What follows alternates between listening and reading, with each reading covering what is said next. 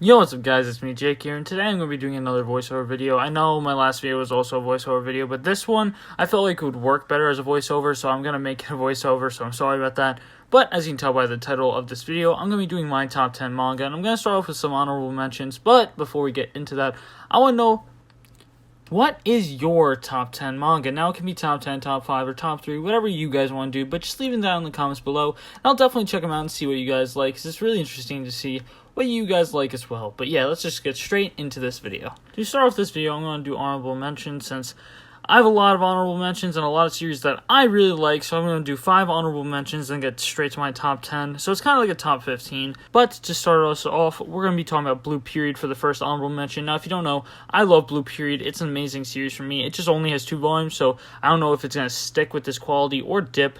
But basically, we follow Yatsuro Yamaguchi on his journey through art after his delinquent upbringing, and there's so much psychological elements coming into it through volume 2, and it just keeps building upon itself to become better and better, so I cannot wait for next volumes to come out, and I just can't wait to read more. So Blue Period is my first honorable mention. But that's not it. The next honorable mention will be JJK or Jujutsu Kaisen.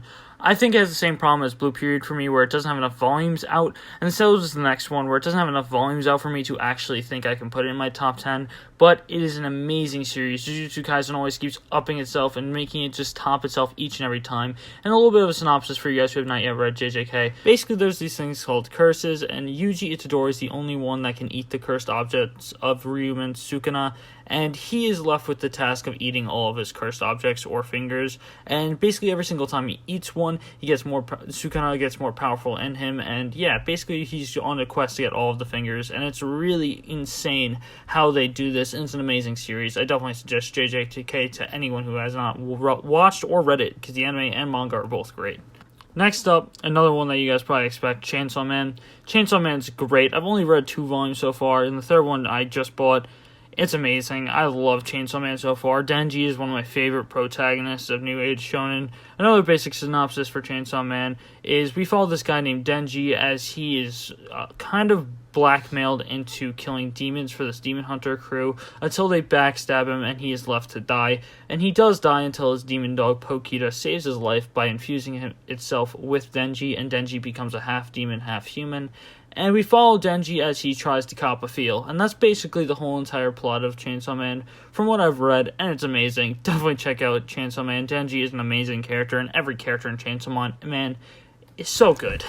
And finally, to start the top 10, we're going to be starting with Ajin Demi-Human. Now, if you don't know anything about Ajin, I read it all in like a weekend. It's 15 volumes. Yes, it is quite expensive and made by Vertical, but I definitely think it is worth it because Ajin is one of the most fun things to really read. The art, the story, and everything is really great. Now, the one pitfall is definitely the main character. Kei Nagai can be kind of annoying at points, but Sato just makes up for it a bunch, because Sato as an antagonist is one of the best antagonists I've ever read. Now, for a little bit of a synopsis, I've already made 2 videos, my review and all some of the greatness of Ajin, but I will say another synopsis. Basically, we follow Kei Nagai in a world of demi-humans, and what is a demi-human, you might be asking? A demi-human is someone who is immortal. After they die, they come back to life, and you never know if you are a demi-human until you die, which is one thing that is very unique about this series, is that you don't know what you are until you die.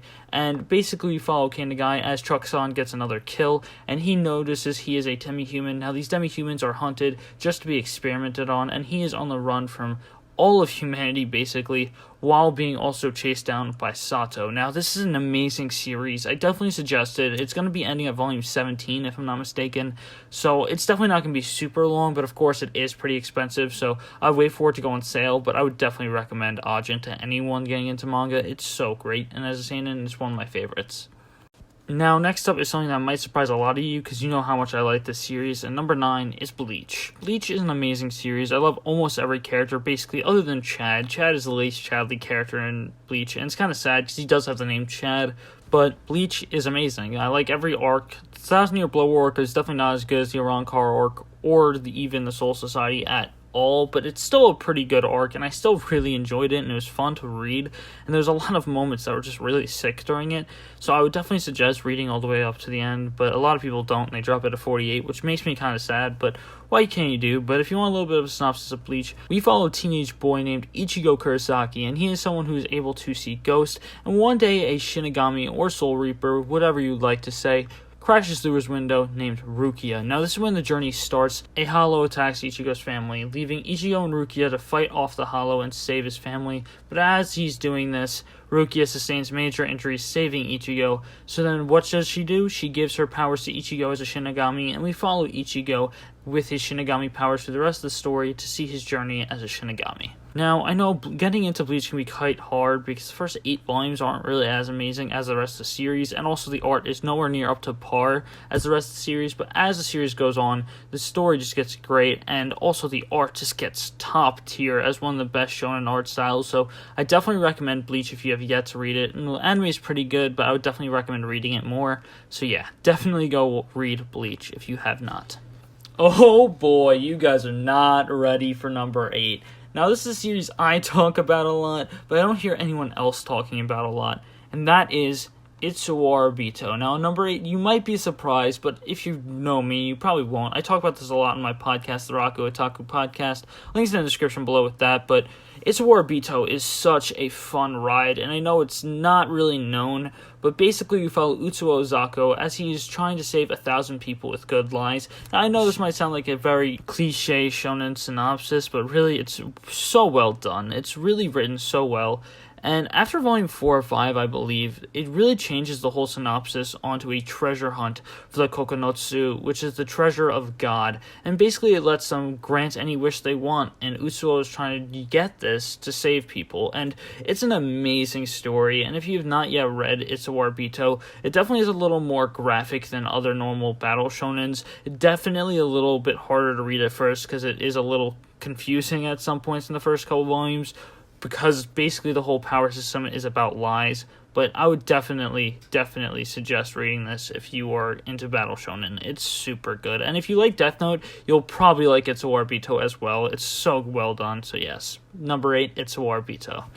Now, number 7 is such a good manga that I hyped up for a really long time, and even got like 5 of my friends into, and that is Happiness by Shuzo Oshimi. Now, if you've yet to read Happiness, please go and do so. It's like 10 volumes, and you can read it in like 3 hours at most. It's a very fast read because it is very art-driven rather than like text-driven or dialogue-driven. It is super fun, and it is a really, really good series. But basically, we follow our main character of Okazaki as he is turned into a vampire, and we see his struggles with being a vampire and what really makes a vampire and not a human. And that is something that is an amazing kind of theme within this story. I definitely highly suggest any Shuzo Oshimi work as of late, because I think his early on works are a little bit weirder, but like Inside Mari, Happiness, Flowers of Evil, Blood on the Tracks, and they're just all great series with amazing art and amazing storytelling by Shuzo Oshimi. Definitely suggest any of them, and you'll definitely see more Shuzo Oshimi works down the line in this video, but I will implore you to definitely check out Shuzo Oshimi. His works are great. So yes, now on to number 6. Now, number 6, I'm gonna get roasted for this one, but Twin Star Exorcist. If you've yet to read Twin Star Exorcist, it is one of the most fun battle shonens I've ever read, with such an amazing cast of characters of Rokuro, Banyo, and Seigen, and all the rest of this cast. It's just fun to be around most of the time, and if you don't know anything about Twin Star, I have a video of it as well, The Greatness of Twin Star Exorcist, but a little bit of a synopsis. We follow Rokuro as he is chosen to be one of the Twin Star Exorcists. And what is a Twin Star Exorcist, you might be asking? The Twin Star Exorcists are actually a pair of exorcists, one a boy and one is a girl, and then they are chosen to get married and to have a kid, and that kid is destined to destroy all Kagari. And basically, Rokuro goes on this journey with Arashino Benyo, and we see their journey as Twin Star Exorcists, and it is really fun to see how they go about their journey as Twin Star Exorcists, and the twists and turns along that journey are great, and the art is some of the best I've seen out there. The character designs are amazing, and I definitely highly think it is one of the most well-drawn series out there, so mostly for shonens, it's one of the best drawn shonens out there, and it is coming to a close very soon. So for the people that only read finished series, in a couple of months' time, I think it's going to be ending soon, so you can read that then, and I'm really happy that you guys will get to be able to read this soon because it's really good. Now on to number 5. Now, my number 5, a lot of you either heard of it or none of you heard of it at all, and that is Ace of the Diamonds. Now, I hyped this series up a lot, because I think it's really the best sports series out there. If you don't know anything about Ace of Diamonds, it is a baseball manga about Sawamura Ajin, and basically he wants to be the ace of a high school team to win nationals. And what is an ace, you might be asking? It's the star pitcher, and he is on the journey to become the ace of Sato High School, and it's an amazing ride. Yes, it is quite long, but seeing the developments that every character gets is super fun, and the games are super hype. It's an amazing story. I would definitely suggest reading Ace of Diamonds or even watching it, because the anime is an amazing adaptation, and even Act 2 is just some of the best sports manga I've read out there. It is kind of sad you have to read 47 volumes of Act 1 to get up to it, but even the first 47 volumes are just so fantastic that it's worth it, so I definitely suggest Ace of Diamonds for the people who have yet to read it or watch it. Now we're on to the next Shuzo Oshimi work that I mentioned earlier, and it is Flowers of Evil. If you don't know anything about Flowers of Evil, basically we follow our main character of Kazuga as he's getting blackmailed by a girl named Nakamura because he stole a pair of gym clothes. That's the synopsis. I'm not going to say anything else because a lot of it is a lot of twists and turns, and I can spoil a lot of everything, but this series helped Shuzo Oshimi skyrocket to where he is right now, and it really does deserve that role, as Flowers of Evil is an amazing manga. It can get you uncomfortable, it can make you happy, but when it's doing that, it's actually meaning to make you feel those emotions. It is not trying to make you feel a different emotion. You feel that emotion. Shuzo Oshimi's writing in this story is amazing because every emotion he conveys and every facial expression he conveys, you feel, and it's so great. Definitely highly suggest it, but I definitely highly suggest if you're getting it physically to get the complete editions, I think they're called, because those are way cheaper than the singles, because volume 10 is really expensive. I have almost all the singles but volume 10, but I definitely do suggest picking up the complete editions because they're way more cheap. But yeah, I love Flowers of Evil, definitely suggest it to everyone out there, and yeah, on to my next one.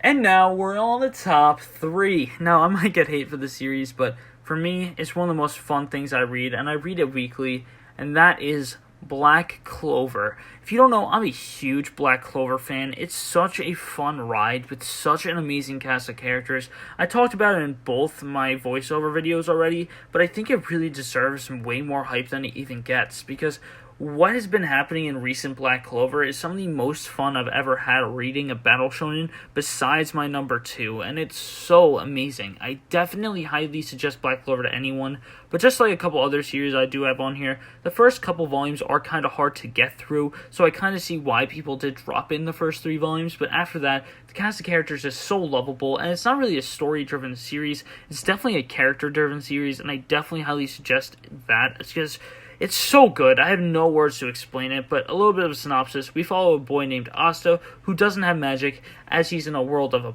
a lot of great magics, and he gets a grimoire of anti-magic, and we see him go through his journey of trying to become the Wizard King, which yes is kind of like the Pirate King or the Hokage, but it is such a great written story, and I definitely highly suggest this to people who like battle shonen. The art is amazing compared to the anime. Definitely read it and don't watch it, but yeah, definitely I suggest Black Clover a crap ton. Now, my number 2 and number 1 are basically tied for number 1, but I decided to split them up. I really don't have a really set one because I really do switch up what my number 1 is between these two a lot, but number 2 right now is One Piece. One Piece is such an amazing ride, and just like I said earlier, it's the most fun I have reading shonen. Now, the beginning for some people is quite hard, but for me, I love Syrup Village, so that's an amazing arc pretty early on for me. Then I go into Baratie straight after, which is another arc I love, and then we go into Arlong, which is an amazing arc. So I think that the beginning isn't really bad for me, but a lot of people don't like the beginning too much. But yeah, One Piece follows a boy named Monkey D. Luffy on his journey to become the Pirate King. And yes, that's all the synopsis I need to give it, because that's all it really is. It's such a simple concept, done so well that it can be dragged out for this long. And now, I don't mean by dragged out that it doesn't need to be this long. By dragged out, I mean it's super long, but it deserves to be, because every single chapter has importance at one point, and that's something amazing that Oda does, and Oda is an amazing mangaka for that, because every single chapter has one important factor in it. Even if you don't think it's a major arc, it will have an important part later down the line, and that's something that's amazing, and Oda definitely knew a lot of the things he was going to write about One Piece from such early on. He definitely knew basically the whole story for this long shonen since day one, which is something that's insane to see, and I love to see it. So definitely highly suggest One Piece. It is kind of hard to get into because of the length, but it is an amazing series, and I highly doubt that you'll actually hate yourself reading it. You'll probably love reading it once you get into the great parts of One Piece. And the world building and the world are some top-notch stuff. It's some of the best world building I've ever seen in manga, so I definitely suggest it to anyone. Now, my number one probably won't surprise any of the people who actually watch my content, and if you are new here, then you might not know what my number one is, but a lot of people probably do. It's tied for my number one spot with One Piece, and that is Berserk. In my opinion, Berserk is the best seinen of all time, with the art being amazing, the story being amazing, the world being super interesting, and even having one of the best antagonists out there, Griffith. It is so great to read. In my 2 weeks it took me to read all 40 volumes, I was loving it. Every single chapter, I had something in it that I really enjoyed. And I definitely highly suggest Berserk to anyone out there. Now, I know, again, it can be really expensive, unless you're someone who reads on scans. It doesn't really bother me if you read scans, because manga can be very expensive at times, but it's so good, and I definitely highly suggest it to anyone who has yet to read Berserk. Plus, with the deluxe editions coming out, it's actually way cheaper than getting the singles, so that's really good, and they're just so much nicer, and I might double dip and get the deluxe editions at one point, but definitely highly suggest Berserk. Love the series, and a little bit of synopsis. We basically just follow Guts on his revenge story because of everything that's happened to him. There's not much of a synopsis for Berserk, and it's really hard to give it one, because if you give it one, it can be a very major spoiler for pre-eclipse or post-eclipse, so I don't try spoiling Berserk, because it's great. So yeah, that's all for this video. I hope you guys enjoyed. And if you did, please leave a comment down below. What was your top 10 or top 5 or top 3? I would like to see that a lot. And yeah, I hope you guys enjoyed, and I hope to see you guys next time. Peace!